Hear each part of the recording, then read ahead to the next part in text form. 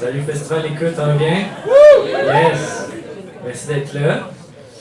Alors moi je m'appelle Cédric Trahan. Ici on a Ben Lux. On va faire une performance qui s'appelle La saison des pneus, en 4 paysages sonores.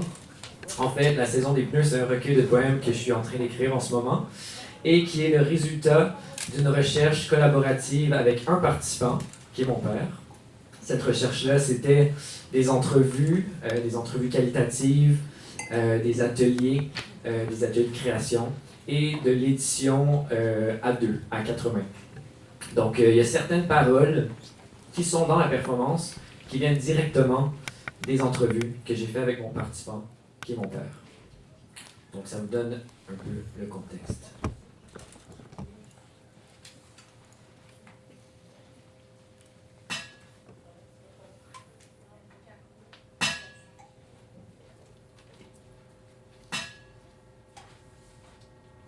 Ton monde.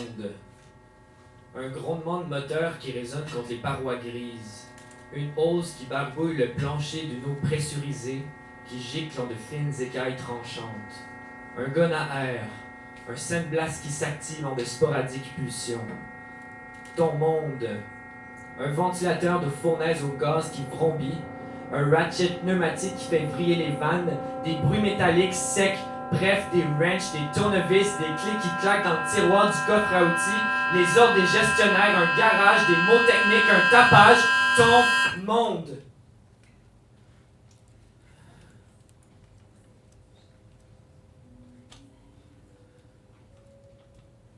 Pendant 2 ans, je vais à ta rencontre, un enregistreur à la main, et je te pose des questions sur l'origine de ton acouphène.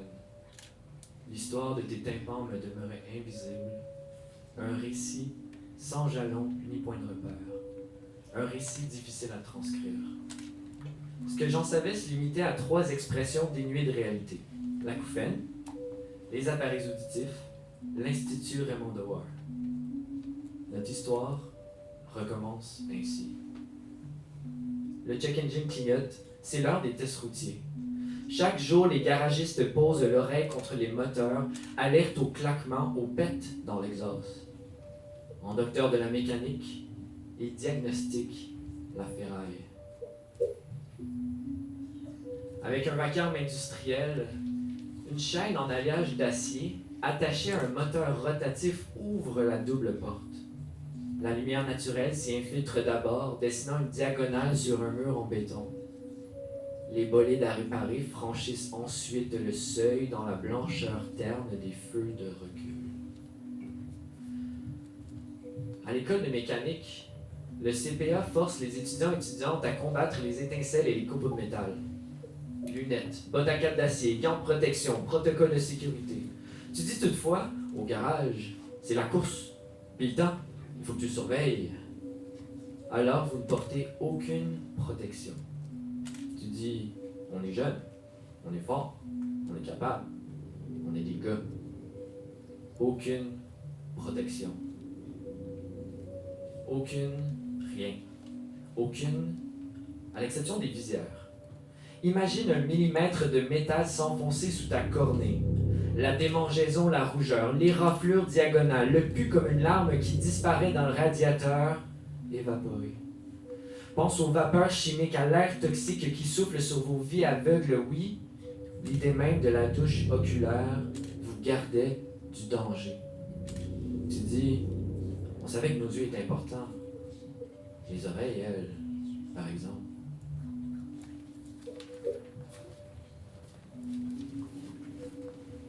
Avant et après la neige, s'enchaînent sur les lifts des centaines de chars. Tu dis, c'est le temps le plus bruyant, le temps que j'ai toujours haï, la saison des pneus. Tu retires 5 écrous, enlèves la roue du moyeu, il monte la nouvelle et recommence. 2 fois l'année, je te perds de vue derrière une digue de caoutchouc.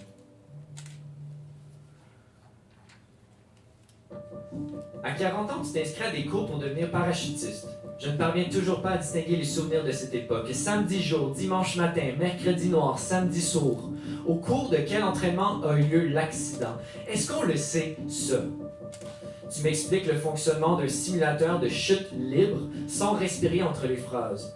Le tube transparent encerclé de verre large de 18 pieds, les corps qui s'envolent tour à tour, la disposition muette des chaises, les spectateurs, spectatrices qui assistent aux prouesses et aux catastrophes rassemblés là dans le tonnerre d'applaudissements qui nie le vent et la chair. Tu me dis, ces corps qui ne touchent plus terre, la projection de la masse d'air, comme un moteur d'avion à la verticale.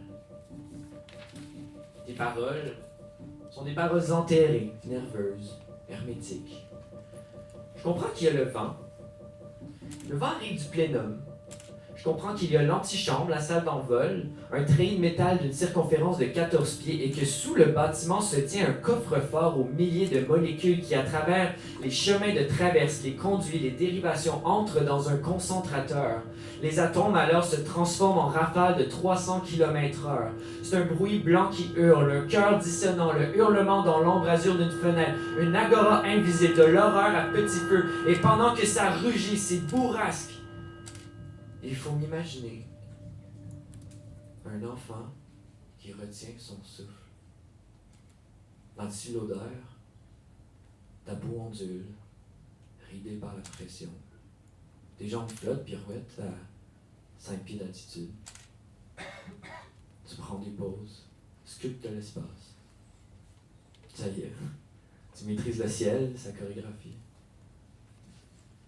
Malheureusement, cette fois-ci, je te perds de vue, emporté par une tornade de sensations fortes.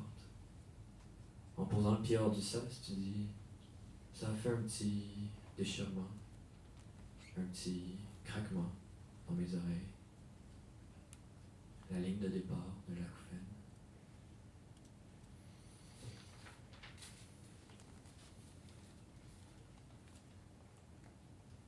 Notre histoire recommence ainsi sur la route. C'est là qu'auront lieu nos entretiens. Quand l'habitacle se rabat sur nous, nous retenons notre respiration, nos dos plaqués en militaire contre le dossier, les sourcils froncés. On fixe en silence la ligne jaune.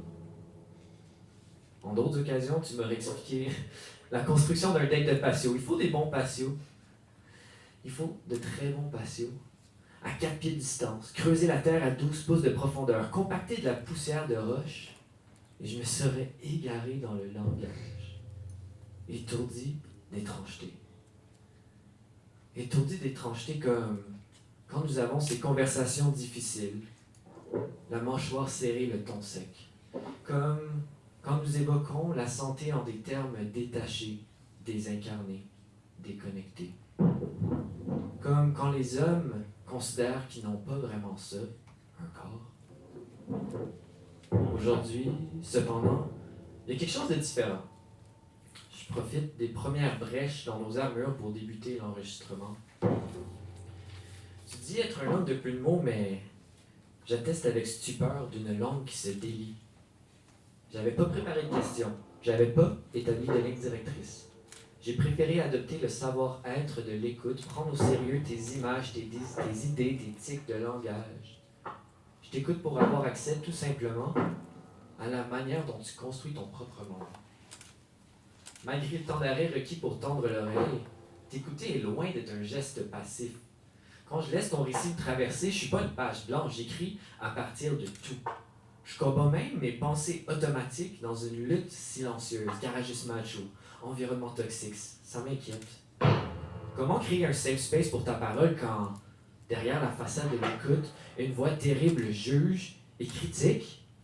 Je suis obstrué par un ramassis de oui-dire, par un tympan chargé d'une électricité difficile à diffuser sans prendre le choc, chargé de ces images d'hommes, de ces images d'hommes, de ces images d'hommes, de ces images d'hommes. En fait, je construis moins ton récit que je ne le reconstruis, déplaçant les morceaux en ma possession selon un ordre nouveau. Après quelques entrevues sur la route, je réalise que la voiture est un espace confiné où nous pouvons être côte à côte. C'est un lieu duquel il est impossible de fuir, où nous ne prenons aucune autre direction que celle d'être ensemble.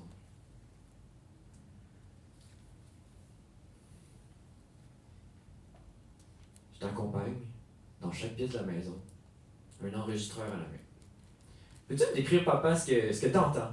Peux-tu m'expliquer les sensations d'un appareil auditif? Peux-tu me partager tes nouvelles perceptions? Le plancher de la cuisine grince. Il y a un chemin pour les craquements qui s'étend d'ici à ici. Tu as remplacé le plancher, vissé aux 3 pouces, et ça recommence encore à craquer. C'est pas alarmant, mais ça te fatigue, la maison, elle travaille.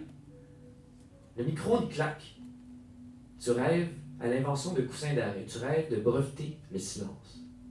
Aujourd'hui, le grille-pain n'est pas bavard, mais parfois il explose, tonitruant. Mais ça, c'est rien en comparaison à la vaisselle. Les ustensiles tombent et clinquent contre les l'évier. Les tasses et les verres s'entrechoquent, les assiettes te glissent des mains, céramique contre céramique, acier contre acier, la tonalité de chaque impact modulée par la matière. Tous les matins, tu découvres un nouveau son qui enfle et qui enfle et qui emplit ton horizon sonore comme une vision tunnel pour Louis. Lorsque le réfrigérateur commence son vomissement, tu soupires. Un bruit d'enfer. Tu racontes ton histoire avec la maison et les marches craquent et toi t'es entends et toi tu dis que ça craque, que tout craque, que la maison elle travaille fort, la maison elle travaille fort. Je te demande, est-ce qu'il y a, papa, la beauté dans les sons électroniques? Tu évoques les ronronnements, l'apaisement des félins, leurs cordes vocales au calme vibratoire.